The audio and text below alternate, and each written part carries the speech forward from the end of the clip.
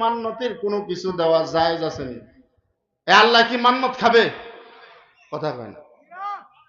আল্লাহকে দান দিতে হবে, দান সাদকা দিতে হবে। কিন্তু আমরা পাগলার মসজিদে এমনও মান্নত করে, আপনারা সোশ্যাল মিডিয়ার মাধ্যমে দেখেছেন, এই দান বাক্স খুললে এই চুড়ি, চেন, বিভিন্ন অলংকারও পাওয়া যায় কিনা? ওইটা তো মসজিদ, মানুষে বিভিন্ন মাজারে যাও মান্নত করে।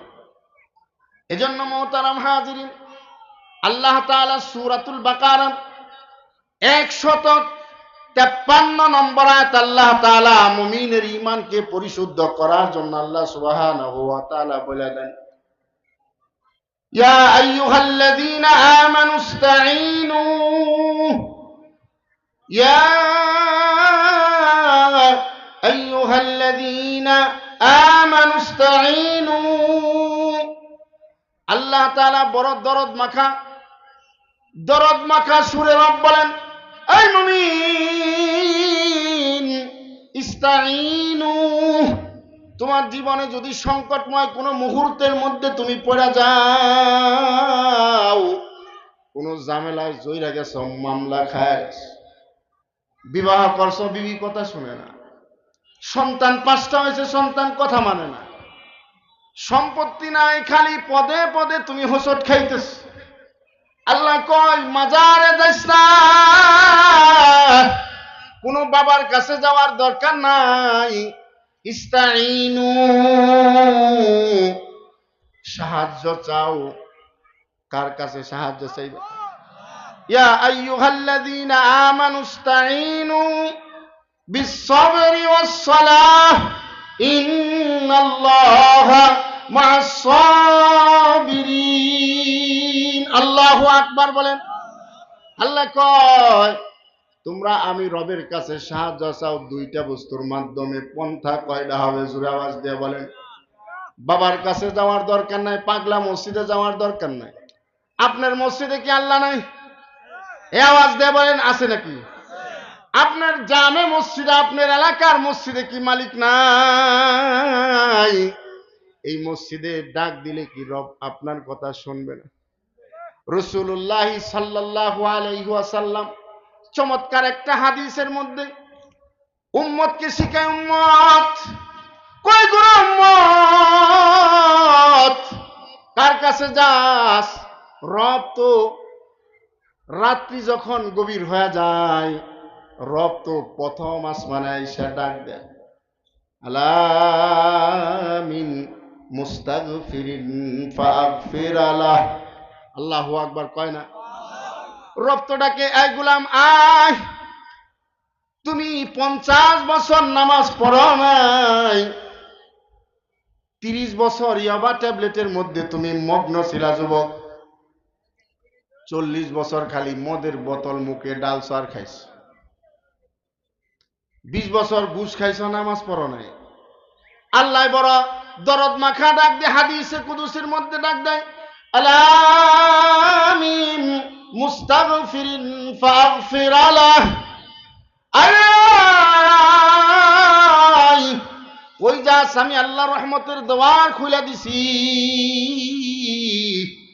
যেই সময় দুনিয়ার সব দরজা বন্ধ হয়ে যায়, দুনিয়ার কোনো মালিকের দরওয়াজা খোলা থাকে না, ওই সময় আমার আল্লাহ তাআলা দরদ মাখার সুর দিয়া বান্দাকে ডাকে, তুই কোন জায়গায় ঘুরস?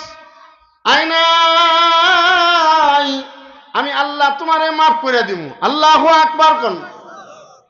আলামিন মুস্তাগফিরিন ফাগফির আলাহ।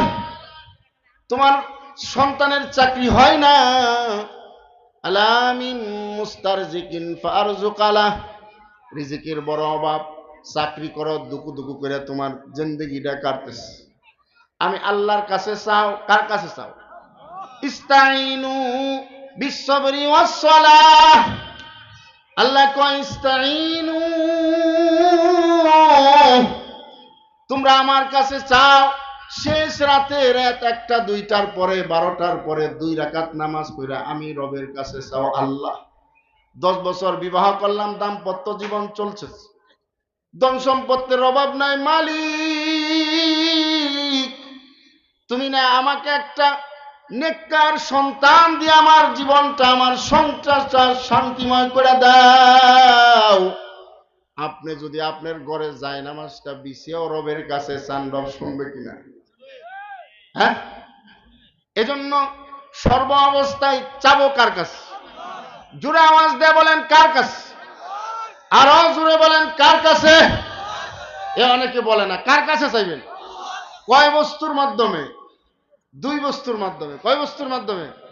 দুই বস্তুর মাধ্যমে যদি আপনি আল্লাহর কাছে চান, এমন ঈমান টেনে যদি রবের কাছে যাইতে পারেন, রব বলেন গোলাম রে, যেই দুনিয়াটা আছে এই দুনিয়া থেকে 10টা বরাবর দুনিয়ার সমান একটা জান্নাত আমি আল্লাহ তাআলা তোমারে দান করে দেব।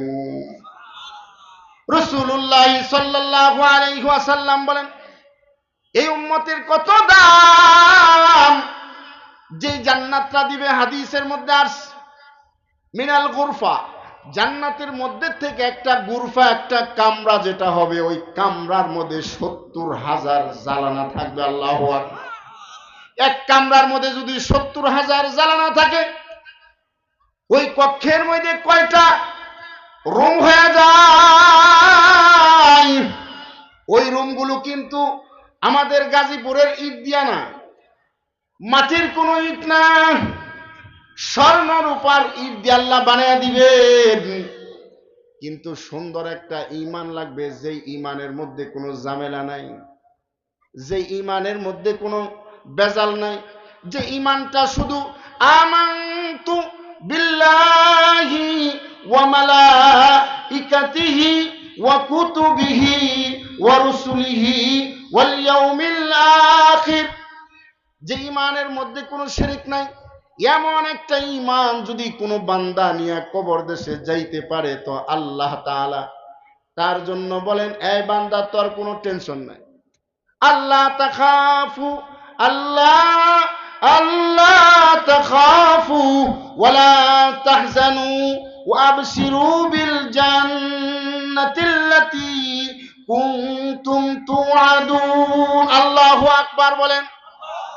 আল্লাহ কয়, গোলাম যদি একটা সুন্দর ঈমান লয়ে তুমি কবরে আসতে পারো, তাহলে তোমার ভয় নাই। আল্লাহু আকবার। এমন একটা জগতে যাইতেছে, যেই জগতে পিতা কত পরিশ্রম করে সন্তানের জন্য, এই যে এই এলাকা উত্তর খাইলকুর, কত সুন্দর করে বাবাই 5 তলা একটা বিল্ডিং বানিয়ে গেল। বাবা অনেক সময় দুপুরের খাবার খায় নাই, সকালের খাবার খায়। দেখবেন যেই দিনকে বিল্ডিং এর ছাদ দেয়, আপনারা দেখছেন কিনা জানি না, বিল্ডিং এর ছাদ যেই দিন বাবাই দেয়, সকাল থেকে কর্মচারীরা খায়, কিন্তু বাবাই সারাদিন কোনো কিছু খায় না। খাওয়ার টাইম নাই, কারণ কয় বস্তা সিমেন্ট, কয় বস্তা বালি, কয় বস্তা খোয়া, এগুলার হিসাব করতে করতে অমুকের দমকাইতেছে, তমুকের দম।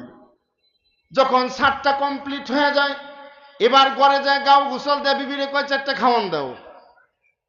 এই যে বাবা এত পরিশ্রম করে 5 তলা বিল্ডিং আমাকে উত্তর খাইলপুরে বানিয়ে দেয়া গেল, যেই দিন বাবাই মালাকাল মউতের খপ্পরে পড়ে যায়, আজরাইল যখন তার সামনে চলে আসে, ওই সন্তান তো বাবার সাথে যায় না, বাবা এমন এক অপরিচিত দেশের মধ্যে যাইতেছে, এই দেশের মধ্যে বাবারে কেউ চিনে না, এমন একটা কবরে যাইতেছে, এমন একটা জগতে বাবা রওনা হয়ে গেছে। ওই দেশের দুনিয়ার কোনো বাহাদুরি, টাকা পয়সা, রঙ্গমঙ্গ, ক্ষমতার কোনো দাম নাই। ওই দেশের দাম হবে, আল্লাহ তাআলা কুরআনুল কারীমের মধ্যে বলেন, ইন্নাল্লাযীনা আমানু ওয়া আমিলুস সলিহাত, ইন্নাল্লাযীনা আমানু ওয়া আমিলুস সলিহাতি কানাত লাহুম জান্নাতুল ফিরদাউসি নুজুলা। আল্লাহু আকবার বলেন। ওই দেশের দাম হবে ঈমানের বড় দাম। এই বাবা, সুন্দর একটা ঈমান নিয়ে যদি ওই 3.5 হাত কবরের মধ্যে ঢুকতে পারেন। এটা আমার কথা না, রাসূল বলছেন। কান্না উমুল উরুস, বাসর সজ্জার মতো আপনাকে ঘুম পাড়িয়ে দিবে। ওয়ালবিসু লিবাসাল জান্নাহ, আল্লাহু আকবার জোরে। রাসূল বলেন ওই বান্দাটার জন্য কবরের মধ্যে আল্লাহ তাআলা জান্নাতি পোশাক লাগিয়ে দিবেন। আল্লাহু আকবার। ওয়াফরিসু ফিরাশাল জান্নাহ, রাসূল বলেন তার বিছানাটা হবে জান্নাতের, দুনিয়ার কোনো তুলার না, ফুমের না। ওয়াফরিসু ফিরাশাল জান্নাহ, এমন শান্তির ঘুম আল্লাহ তাআলা ঈমানদারদেরকে পাড়ায়া দিবেন। ঈমানদার চোখ ডলতে ডলতে, এইভাবে চোখ ডলতে ডলতে হাসরের ময়দানে উঠবে। আর আল্লাহরে কইবে, অপা একটু আরামের ঘুম দিছিলাম, কেন তুমি ইসরাফিলের সিংহে ফুঁক দেওয়াইলে? আল্লাহু আকবার। অথচ বান্দার জিন্দেগি থেকে কত সময় পার হয়ে যাবে,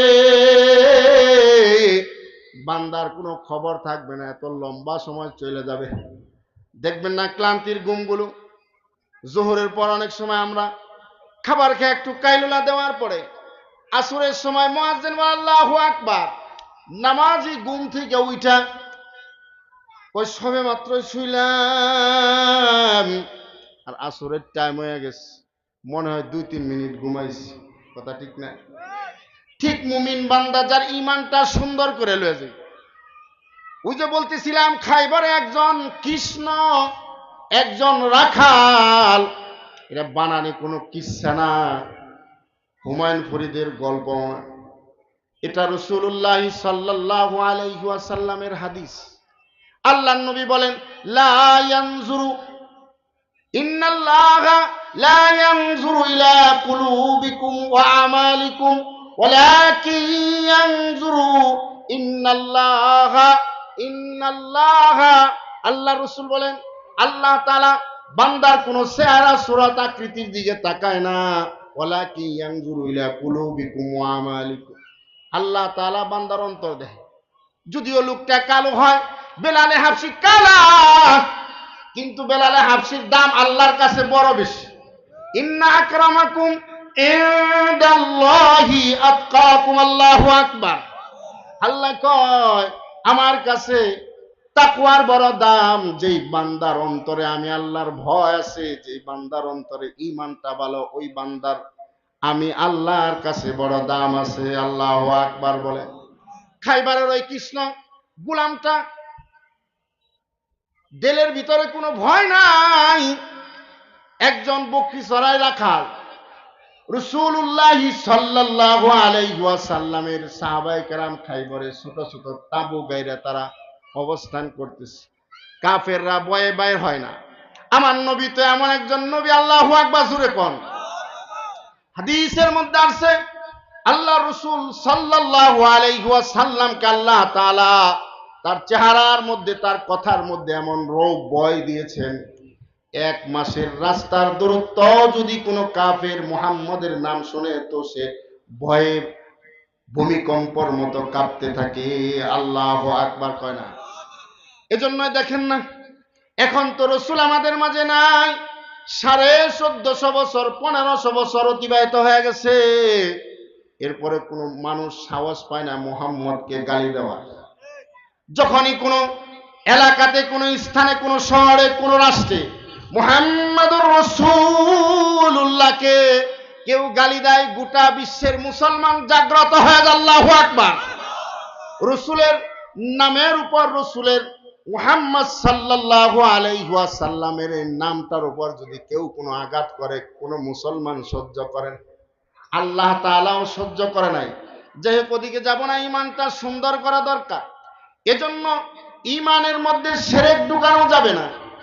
ওই যে একজন রাখাল ঈমানটাকে সুন্দর করার কারণে নামাজও পড়ে নাই, রোজাও করে নাই, হজও করে নাই, যাকাতও দেয় নাই, অল্প সময় ঈমানের মেহনত করছে, ইন্তেকাল হয়ে গেছে, শহীদ হয়ে গেছে, তো আল্লাহ তাআলা তাকে জান্নাতে ঢুকায় দিছে। রাসূলুল্লাহ সাল্লাল্লাহু আলাইহি ওয়াসাল্লামের কাছে যায়, রাসূলের আমাদের নবী তো একজন এমন একজন মানুষ, আল্লাহ তাকে এমন মুআজিজা দান করছেন, রসুলের চেহারা দেখলেই মানুষ ঈমান গ্রহণ করে লাইছে। আল্লাহু আকবার। এত সুন্দর চেহারার আকৃতির মানুষ। হযরতে আয়েশা বলেন, রাসূলুল্লাহ সাল্লাল্লাহু আলাইহি ওয়াসাল্লাম যখন অন্ধকারাচ্ছন্ন রাতের মধ্যে আমার ঘরে প্রবেশ করতেন, আমি একবার চাঁদের দিকে তাকাইতাম আর রাসূলের চেহারার দিকে তাকাইতাম। আল্লাহু আকবার কয় না? আমার নবী এত সুন্দর। আল্লাহু আকবার। রাসূলের কাছে গেলে ঈমান পাই। আবু বকর রাসূলের কাছে যায় নিজের ঈমান সাজাইছেন। আল্লাহ তাআলা আবু বকরকে কত দামি বানিয়ে দিয়েছেন। জান্নাতের প্রথম টিকেটটাই আবু বকরকে দিয়ে দিয়েছেন। দ্বিতীয় নম্বরে উমর একজন মানুষ। উমর নিজে বলেন, আমি ইসলাম গ্রহণ করার পূর্বে যে উমর কয়টা দুম্বা কয়টা উট এই মরুত্তানে চড়াতে নিয়ে আসছে উমর বলতে পারতো না। উমর ঠিক মতো তার দুম্বাগুলো ঠিক মতো সকাল থেকে সন্ধ্যা পর্যন্ত খাবার খাওয়াইয়াও উমর তার বাড়িতে নিতে পারতো না। ওই উমরকে রাসূলুল্লাহ সাল্লাল্লাহু আলাইহি ওয়াসাল্লাম জান্নাতের দ্বিতীয় সার্টিফিকেটটা দিয়ে দিছে। শুধু তাই নয়, আল্লাহ সুবহানাহু ওয়া তাআলা উমরের ঈমান কেমন ভাবে কবুল করছেন। 1 আর 2 বছর না,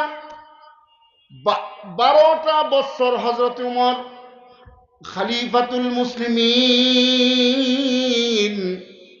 উমর শাসন করছে। কয় বছর? জোরে কয় না? 12 বছরে কোনো মানুষ উমরের জমানায় গুনাহ করবে সাহস পায় নাই। আল্লাহু আকবার বলেন। কেমন একজন শাসক! ঈমানের কারণে আল্লাহ সুবহানাহু ওয়া তাআলা উমরকে কত দামি জায়গায় নিয়ে গেছে। মুহতারাম হাজির, খাইবারের যুবকটা বলে, তোমাদের এখানে নেতা কে? ওই যে তাঁবুর মধ্যে। নেতাকে দেখার জন্য এই যুবকটা তাঁবুর মধ্যে ঢুকছে। ঢুকার পরে দেখে নেতা সাধারণ পোশাকে একজন মানুষ, বিছানা হইল গিয়ে আপনার খেজুরের পাটির মধ্যে, আপনার যেমন নর্মাল পাটির মধ্যে বসছে। অনেক বাবা এখানে আছে 5 তলার মালিক, তার সোফাটা বড় দামি, কিন্তু আজকে আল্লাহর খাতিরে কত সুন্দর একটা কম দামা পাটির মধ্যে বসে গেছেন। রব এত খুশি হয়ে গেছেন। ওয়াজাকারাহুমুল্লাহু ইনদাহু। আল্লাহু আকবার কোন। আল্লাহ তাআলা আপনাদের স্মরণ ফেরেশতাদের নিয়ে আরশে আজিমে করতেছে। ফেরেশতাদেরকে বলে, দেখ এই ফেরেশতা, তোমরা না আমারে কইছিল আদম বানায়ো না? আল্লাহ ওয়াইদ ক্বালা রাব্বুকা লিল মালাইকাতি ইন্নী জাইলুন ফিল আরদি খলিফা ক্বালু আতাজআলু ফিহা মান ইউফসিদু ফিহা ওয়া ইয়াসফিকুদ দিমা ওয়া নাহনু নুসাব্বিহু বিহামদিকা ওয়া নুকদ্দিসু লাক। ফেরেশতারা আল্লাহরে কইছিল, আল্লাহ এগো কেন বানাবেন? এরা তো ফিতনা বাসাদ, ঝগড়া ফাটাফাটি, মারামারি, কাটাকাটি, গুতাগুতি, বকাবাজি, দুশ্মনী কইরা দুনিয়া ভরে ফেলবে। নাহনু নুসাব্বিহু বিহামদিকা ওয়া নুকদ্দিসু লাক। ওগো মালিক আল্লাহ, আমরাই তো আপনার প্রশংসার জন্য যথেষ্ট। আল্লাহ তাআলা বলেন, এই যে দেখো না আজকে খাইলকুর উত্তর পাড়ায়, এই যে উত্তর পাড়ার মধ্যে একটা মাহফিল জমে গেছে। কত দামি মানুষ সমাজের বিচার করে, একজন ভালো লোক, একজন আল্লাহওয়ালা লোক, তারা এই নরমাল পার্টির মধ্যে বৈশা গেছে। আল্লাহু আকবার কোন। রাসূলুল্লাহ সাল্লাল্লাহু আলাইহি ওয়াসাল্লামকে যাইয়া ওই যুবকটা দেখে, যুবক মনে করছে যেহেতু মুসলমানদের সেনাপ্রধান, তার অবস্থানটা হবে খুব মজবুত, শান শৌকতওয়ালা হবে। কিন্তু মুহাম্মাদুর রাসূলুল্লাহ সাল্লাল্লাহু আলাইহি ওয়াসাল্লাম আল্লাহর নবীর অবস্থা দেখে কয়, এইটা কি মুসলমানদের নেতা? যদি মুসলমানদের নেতা এমন হয়, অবশ্যই এ একজন ভালো মানুষ। আল্লাহু আকবার বলেন। মোহতারাম হাজিরিন, যেহেতু ঘটনা বলা মাকসাদ না, তো ওই রাখালের চেহারা সুরত নাই। রাখাল বলেন, ওগো নবী, আমি যদি মুসলমান হই তো আমার পাওয়ানা কি হবে? আল্লাহর নবী বলেন, তুমি যদি ঈমান গ্রহণ করো, আমি নবী তোমাকে জান্নাতের টিকিট দিয়ে দিলাম। সুবহানাল্লাহ। তাহলে ঈমানের বড় দাম। এই ঈমান হেফাজত করবেন তো ইনশাআল্লাহ? ঈমান হেফাজত হবে কেমনে? এই সূরা বাকারার 153 নাম্বার আয়াতটা সব সময় খেয়াল রাখবেন। আল্লাহ তাআলা বলেন, ইস্তাঈনু, সর্ব অবস্থায় যেখানেই সাহায্য লাগবো সর্বপ্রথম সাহায্য চাবো কার কাছে? এজন্যই তো রাসূলের একটা সুন্নাহ সালাতুল হাজা। তোমার প্রয়োজন হয়েছে 2 রাকাত নামাজ পড়া চাও, আল্লাহর কাছে বলো, মালিক আল্লাহ, ওগো মালিক আল্লাহ, 10,000 টাকা দরকার, কত ভাইয়ের কাছে যাই দেয় না, তুমি না সব হাজত পূরণ করতে পারো, আল্লাহ তুমি আমার হাজতটা পূরণ করে দাও। আল্লাহর কাছে চান, নামাজ পড়েন আর সবর করেন, নামাজ পড়েন আর সবর করেন, আল্লাহর কাছে চান তো আল্লাহ তাআলা দেখবেন আপনার হাজতকে মিঠাইয়া দিবে। এজন্য আল্লাহ তাআলা বলেন, আমি আল্লাহকে ডাকবা দুইটা বস্তুর মাধ্যমে। কয়টা বস্তুর মাধ্যমে? ইয়া আইয়ুহাল্লাযীনা আমানুস্তাঈনু বিস-সাবরি ওয়াস-সালাহ। সবর আর নামাজের মাধ্যমে আল্লাহর যদি কোনো বান্দা ডাকে, এটা আমি মৌলভী শরীফুল ইসলাম জাফরির কথা না, আল্লাহ নিজে বলেন, ইন্নাল্লাহা মা'আস সাবিরিন। আল্লাহু আকবার কয় না? আল্লাহ তাআলা বলেন, যারা সবর করে আমি আল্লাহ তাদের সাথে আছি। এজন্য মুফাসসিরিনে কেরাম তাফসীর ইবনে কাসিরের মধ্যে লেখেন, বিভিন্ন তাফসীরের কিতাবের মধ্যে লেখেন, সবর 3 অবস্থায় করা যায়। কয় অবস্থায় করবেন? সবরের 3টা স্তর আছে। 1 নাম্বার সবর আনিত তাআহ, আস-সাবরু আলা তাআহ। সবর করতে হবে আল্লাহর আনুগত্য করার ক্ষেত্রে। আল্লাহর আনুগত্য করার ক্ষেত্রে সবর লাগবে। কি লাগবে? জোরে কয় না কি লাগবে? সবর লাগবে। কোন ক্ষেত্রে? আল্লাহকে ডাকার ক্ষেত্রে বড় সবর লাগবে। মসজিদে গেলাম নামাজ পড়ার জন্য, আমাদের নামাজের মধ্যে কোনো সবর নাই। কি নাই? নামাজের সবর নাই, কোরআন তেলাওয়াতের সবর নাই। আমাদের সবর হইল গিয়া সার দোকানে বয়ে বয়ে অন্যের গীবত করা। অন্যের গীবতে খুব আস্তে আস্তে, অমুক মিয়া দেখছি এরকম করছে, কত সুন্দর সুন্দর করে বুঝিয়া বুঝিয়া অমুক মিয়ার গীবত করছে, অমুক মিয়ার নিন্দা করতেছে। আল্লাহ তাআলা সূরাতুল হুমাজার মধ্যে সতর্ক করে দেন, ওয়াইলুল্লি কুল্লি হুমাজাতিল লুমাজা, ওয়াইলুল্লি কুল্লি হুমাজাতিল লুমাজা। আল্লাহ তাআলা বলেন, ওয়াইলুল্লি কুল্লি হুমাজাতিল লুমাজা, ওই সমস্ত লোকদের জন্য বড় ধ্বংস যারা অন্যের নিন্দা করে আর গীবত করে। মুহতারাম হাজিরিন, গীবতের ক্ষেত্রে কত সবর। 5 মিনিটের জন্য চার দোকানে গেছে, সেখানে সময় কাটাইতে কাটাইতে 1.5 ঘন্টা চলে যায়, 1 সেকেন্ডের জন্য বিরক্ত আসে না। কথা ঠিক কিনা বলেন? কিন্তু মসজিদে জুমার দিন যদি যায়, কিছু কিছু বাবা, কিছু কিছু ভাই তো এমন আছে, 1:30 বাজে জামাত, 1:25 মসজিদে ঢুকে, দুইটা কোনো মতে 2 রাকাত 4 রাকাত কাবলা জুমা পড়ে, পড়া ইমাম সাহেব খুতবা দেয়, নামাজ পড়ায়। নামাজটা পড়ার পরে যদি ইমাম সাহেব কোনো মতে মোনাজাতটা একটু লম্বা দিয়ে দেয়, নামাজটা শেষ করতে দেরি,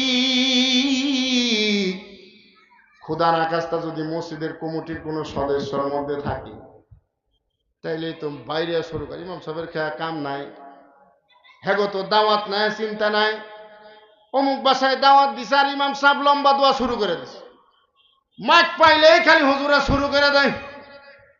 এমন জাতের মুসল্লি আছে না নাই? কিন্তু রাসূলুল্লাহ সাল্লাল্লাহু আলাইহি ওয়াসাল্লামের সবর, এই ভাই, এই বাবা, ও গো মা, রাসূল সবর আলা তাহ, আল্লাহর ইবাদতে রসুলের সবর,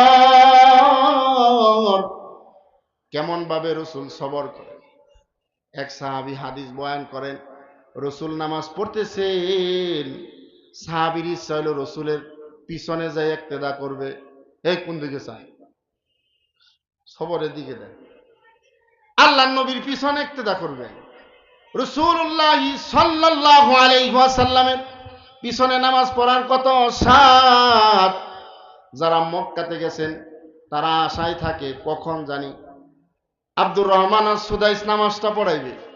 কারণ তিনি যখন তিলাওয়াত করে ওই সময় সামে যারা মুক্তাদি থাকেন ওই মুক্তাদির তিলাওয়াত এতটা আসর করে আব্দুর রহমান আস-সুদাইস, যখন তিনি তিলাওয়াত করে মুক্তাদিরাও কাঁদতে থাকে। আল্লাহু আকবার কয় না?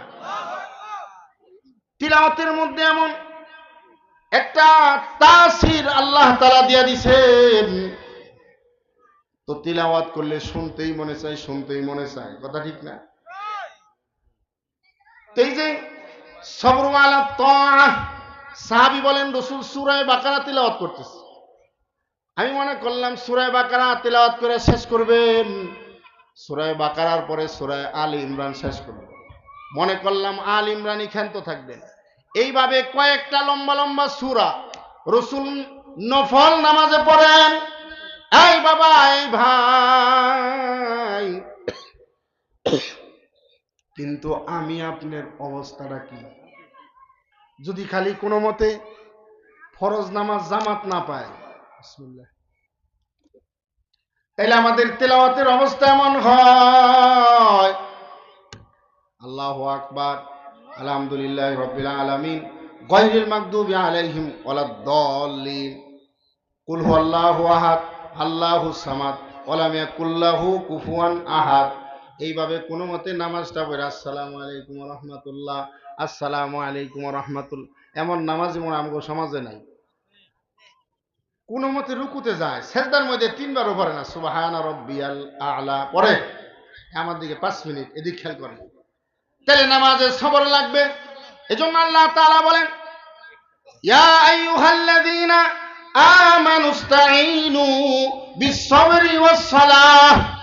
এই ভাই, যত সময় নাই, হুজুর চলে আসছে, আমি 1-2 মিনিটে একটা ঘটনা আপনাদেরকে শুনিয়ে দিতাছি। যদি সবর করেন, এটা বানানো কোনো কথা না।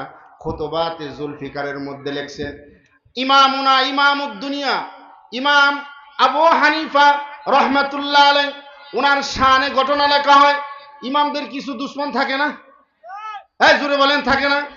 ইমাম সাহেবের পিছনে নামাজ পড়া কিছু মুসল্লি আছে এমন, ইমাম সাহেবের পিছনে একটু খালি বাইরে হইতে দেরি মসজিদ থেকে ইমাম সাহেবের বদনাম করে, আছে না নাই?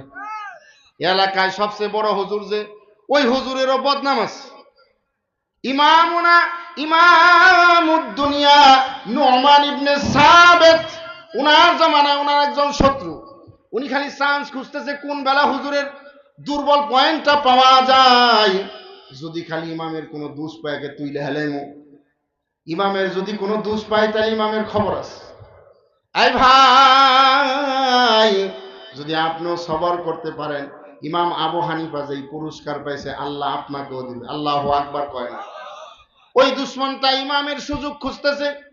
ইমামুদ দুনিয়া নুমান ইবনে সাবিত, ইমামে আবু হানিফা রাহমাতুল্লাহ আলাইহি খুতবাতের মধ্যে লেখেন, ইমাম সাহেবের আব্বাজান দুনিয়া থেকে বিদায় হয়ে গেছে।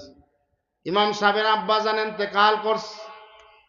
একজনের বাবা যদি দুনিয়া থেকে চলে যায়, যদি সন্তান পিতামাতার আনুগত্যশীল সন্তান হয়, তাহলে সন্তানটা কত বারাক্রান্ত হৃদয় নিয়ে থাকে সন্তানটাই জানে।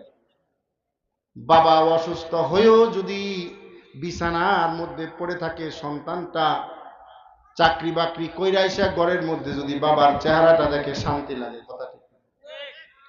ইমামুনা ইমামুদ দুনিয়া নুমান ইবনে সাবিদের বাবা নাই। ওই জমানার বড় ইমাম সমস্ত মাসলা তার কাছে জিজ্ঞাসা করে। ওই শয়তানটা বলতেছে, ইমাম সাহেব কেমন আছেন? আলহামদুলিল্লাহ ভালো।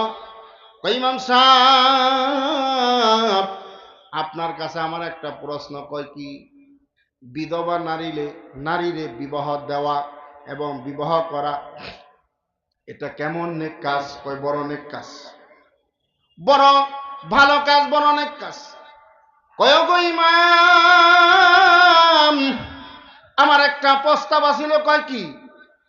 কয় ইমাম গো, তোমার আব্বা না মারা গেছে, তোমার মা না বিধবা হয়ে গেছে, আমি তোমার মাকে বিবাহ করতে চাই। নজুবিল্লাহ কইতেন না, নাকি ঘুমাইছেন? আমার পরে মোহতারাম বয়ান করবেন, আমি তো অল্প সময় আপনাদের সাথে একটু মোজাকারা করতেছি। ইমামুনা ইমামুদ দুনিয়ার কাছে এই প্রস্তাব দেয়। উনার বাবা ইন্তেকাল করছে, কত বারাক্রান্ত হৃদয়, এমন অবস্থা ইমামকে বলে, ইমাম ফতোয়া জানতে চাই। কয় কি ফতোয়া? কয় বিধবা নারীকে বিবাহ করলে তো সওয়াব আছে। বলে হ্যাঁ, তোমার মা না বিধবা হয়ে গেছে, আমি একজন পুরুষ মানুষ, আমি তোমার মাকে বিবাহ করতে চাই। এই প্রস্তাবটা যদি খালি আমাগো দিত, ওই বেটার নাক কি তার মুখের মধ্যে থাকতো না, আউট হয়ে যাইত, বোল্ট আউট করে দিত। কথা ঠিক না?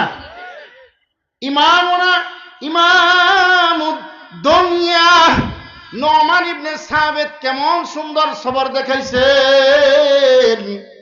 খুতবাতের মধ্যে লেখেন, ইমাম আবু হানিফা রহমাতুল্লাহ আলাইহি বলেন, ওগো ভাই, আপনি তো সুন্দর একটা মাসআলা আমার কাছে জিজ্ঞাসা করছেন, প্রস্তাবটাও খুব ভালো, কিন্তু মাসআলাটা তো এমন।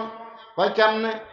কোন সাইয়েবা মহিলাকে যদি কোনো সাইয়েবা মহিলার বিবাহ দিতে হয়, ওই সাইয়েবা মহিলার বিবাহ সাইয়েবা মহিলার অনুমতি ছাড়া হয় না।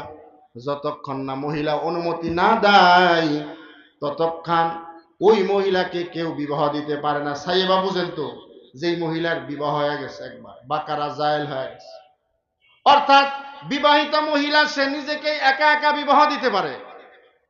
ইমামুনা ইমামুদ দুনিয়া নোমান ইবনে সাবিত বলেন, ভাই গো,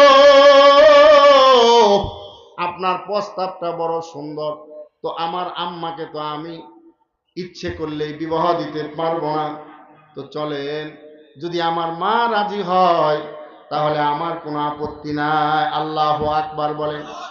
ইমামুনা ইমামুদ দুনিয়া নোমান ইবনে সাবিত, ইমাম আবু হানিফা রাহমাতুল্লাহ আলাইহি, তিনার কক্ষের থেকে, মাদ্রাসা থেকে যখন বাড়ির দিকে রওনা হইছে, আল্লাহ তাআলা তো ইমামের এই কাহিনী দেখতেছে। ইন্নাল্লাহা মা'আস সাবিরিন, আল্লাহ কয়, যারা ধৈর্য ধারণ করে আমি আল্লাহ তাদের সাথে আছি। আমার ইমাম সবর দেখাইছে, অন্নাকটা ফাটায় নাই। ও ইমাম, তুমি টেনশন করো না, আল্লাহ তাআলার কেমন কুদরত। কিতাবের মধ্যে লেখেন, ইমাম যখন বাড়ির দিকে রওনা হয়েছে, হঠাৎ করে ওই জালেমের বুকের মধ্যে ব্যথা উঠে গেছে। আল্লাহু আকবার কয়। জালেমের বুকে ব্যথা উঠে হঠাৎ করে জমিনের মধ্যে লুটিয়া পড়ছে। জমিনের মধ্যে পড়তে দেরি মালাকাল মাউত আজরাইল তার কালো আকৃতিতে তার রূহটা বাইর করতে দেরি করে না। আল্লাহু আকবার। এজন্য আল্লাহ তাআলা বলেন, ইন্নাল্লাহা মা'আস সাবিরিন, ওরে গোলাম, তুমি যদি সবর করো তো আমি আল্লাহ তোমার সাথে আছি। আল্লাহ তাআলা আরেক আয়াতে আমাকে আপনাকে বলেন, সূরাতুজ জুমারের 39 নম্বর আয়াত আল্লাহ তাআলা বলেন, ইউআফাস সাবিরুনা আজরাহুম বিগাইরি হিসাব। আল্লাহু আকবার। ইউআফাস সাবিরুনা আজরাহুম বিগাইরি হিসাব। আল্লাহ তাআলা বলেন, যারা সবরকারী হয়, এই সবরকারীদেরকে আল্লাহ তাআলা আজরাহুম বিগাইরি হিসাব, বেগাইরি হিসাব প্রতিদান দিতে থাকেন। আল্লাহু আকবার কোন। কোরআন শরীফে একজন নবীর ব্যাপারে ঘটনা আছে, নবীটার নাম কি বলেন তো দেখি? একজন নবী বড় আল্লাহর কাছে সবর করছেন, ওই নবীর নাম কি বলেন দেখি? আইয়ুব আলাইহিস সালাতু ওয়াস সালাম। আইয়ুব আলাইহিস সালাতু ওয়াস সালাম কেমন সবর করছে। আমার আপনার একটু ফুরা হইলে, ডায়াবেটিস হয়েছে, তাড়াতাড়ি গাজীপুরের ভালো ডক্টরের কাছে যাও। মাথা একটু ঘোরান দিস, তাড়াতাড়ি উত্তরা ভালো ডাক্তারের কাছে যাও। কিন্তু নবী আইয়ুব কেমন সবর করছেন। নবীর বাদশাহী চলে গেছে, সন্তান চলে গেছে, বিবিরা চলে গেছে, সব হারাইছে। পাড়া প্রতিবেশী সবাই নবীকে ছাড়া দিছে, কিন্তু নবী একজনকে ছাড়ে নাই। তিনি কে? নবী যখন সুস্থ হয়ে গেছে, নবীর একজন জিজ্ঞাসা, ওগো আইয়ুব, তোমার যেই সমস্ত তুমি যেই সময় আল্লাহ তাআলার পরীক্ষার মধ্যে মুবতালা ছিলা, ওই অবস্থাটা কেমন গেছে? আর এখন যে আল্লাহ তোমাকে সুস্থ করছে, এখন কি হালতে আসছে? আইয়ুব আলাইহিস সালাতু ওয়াস সালাম বলেন, এখনকার সময় থেকে আমার ওই সময়টা বড় সুখে শান্তিতে কাটছে। আল্লাহু আকবার বলেন। আইয়ুব নবী বলেন, ওই সময় আমার রব সকালবেলা একবার এসে বলতো, আইয়ুব তুমি কেমন আছো? আবার বিকেল বেলা একবার আসতো। আমার আল্লাহর এই ডাকটা সকালবেলা শোনার পর সারা দিন এত কষ্টে থাকার পরেও আমার এই কষ্ট বিন্দু মাত্র অনুভব হয় নাই। আল্লাহু আকবার কোন। এজন্য সবর করব তো ইনশাআল্লাহ। আস-সাবরু আলা তাআহ। 2 নাম্বার আস-সাবরু আলাল মাসিয়া। গুনাহ ছাড়ার ক্ষেত্রে সবর করতে হইবে। এখন এই মাহফিলে বইসা না বইসা আমরা টেলিভিশনের মধ্যে বসতে পারতাম, কথা ঠিক না? গুনাহ ছাড়ার মধ্যে সবর। শয়তান কই আবার ট্যাবলেট খা, যুবকেরে কয় যুবতীর দিকে তাকা, বুড়োরে কয় বুইরা তুমি কেন এই ঘরের ভিতরে বইসা থাকবা, তাড়াতাড়ি যাও, দেখো কতজন বুইরা চার দোকানে আড্ডা মারতেছে, টেলিভিশন দেখতেছে। কিন্তু বাবা, আপনি যদি ওই সময় সবর করেন, না না আমার আল্লাহ আমারে দেখতেছে, চুলগুলো একদিন কালো ছিল এখন সাদা হয়ে গেছে, এজন্য গুনাহ করা যাবে না। গুনাহ করা যাবে। আস-সাবরু আলাল মাসিয়াহ। গুনাহকে পরিহার করার ক্ষেত্রে সবর, ইবাদতের ক্ষেত্রে সবর। সামনেই তো রমজান মাস আসতেছে, হ্যাঁ? রাসূলুল্লাহ সাল্লাল্লাহু আলাইহি ওয়াসাল্লাম এই যে রজব মাস চলতেছে, মুহতারাম হাজিরিন একটা দোয়া শিখাইছেন, বলেন আমার সাথে, আল্লাহুম্মা বারিক লানা ফি রজব ওয়া শাবান ওয়া বাল্লিগনা রমাদান। আই বাবা, আই বা, এ মা গো, তুমি তোমার হায়াতকে কত ভাবে আল্লাহর কাছে চাও। অনেক বুড়া বাবা আছে, 60 বছর বয়স, আল্লাহরে কয়, আল্লাহ আমার হায়াতরা 3 বছর বাড়িয়ে দাও। বড় ছেলের ঘরে একজন মেয়ে হয়েছে, নাতনি, ও এবার ম্যাট্রিক পরীক্ষা দিবে, আয়ে পরে ওরে বিয়া দিয়ে দিন। আল্লাহ গো আমার খালি 3 বছর হায়াত দাও, একটা নাতিন জামাই দেইকা যদি আমি যাইতে পারি তাইলে কোনো আফসোস নাই। অনেক বাবার আমার এমন শখ, 2 তলা বিল্ডিং করে আবার রড বাই করে থুছে। আল্লাহ গো আরেকটা বছর হায়াত দাও, এই 3 তলাটা কমপ্লিট করতে পারলে আমার সন্তান ভালো অবস্থানে থাকবে, আমার আর কোনো আফসোস নাই। কিন্তু রাসূল বলে, উম্মত রে, তুই আল্লাহর কাছে দোয়া কর, 9টা মাস গুনাহ করছ, 9টা মাস গুনাহ করছ, এখন রজব মাস চলে আসছে, আল্লাহরে কও, আল্লাহুম্মা বারিক লানা ফি রজব ওয়া শাবান ওয়া বাল্লিগনা রমাদান। আল্লাহ গো, এমন একটা মাস আসতেছে রমজান মাস, যেই মাসে তুমি না তোমার গোলামদেরকে মাফ করে দাও। ওগো আল্লাহ, যেই মাসে শয়তান জেলখানায় আবদ্ধ থাকে, কোন গুনাহ ফেরেশতা গুনাহ লেখে না, জান্নাতের গেটগুলো ওপেন থাকে, জাহান্নামের গেটগুলো বন্ধ থাকে। রোজা অবস্থায় যদি কোনো মুমিন মারা যায়, ওই মুমিনটা জান্নাতে চলে যায়। আল্লাহু আকবার বলেন। আল্লাহ তাআলা রমজানের কত ফজিলত রাখছে, এজন্য এই মাস থেকে বেশি বেশি দোয়া করা, আল্লাহুম্মা বারিক লানা ফি রজব ওয়া শাবান, আল্লাহুম্মা বারিক লানা ফি রজব ওয়া শাবান। বেশি বেশি কোরআন তেলাওয়াত অভ্যাস করা। রমজান আসলে আমরা যেমন কোরআন তেলাওয়াত করি, কথা ঠিক না? অনেকের যারা পড়তে পারে একটা আশা থাকে, 1 খতম দিমু কমপক্ষে। কিন্তু মুহতারাম হাজিরিন, এই রজব থেকে 1 লাইন 2 লাইন যারা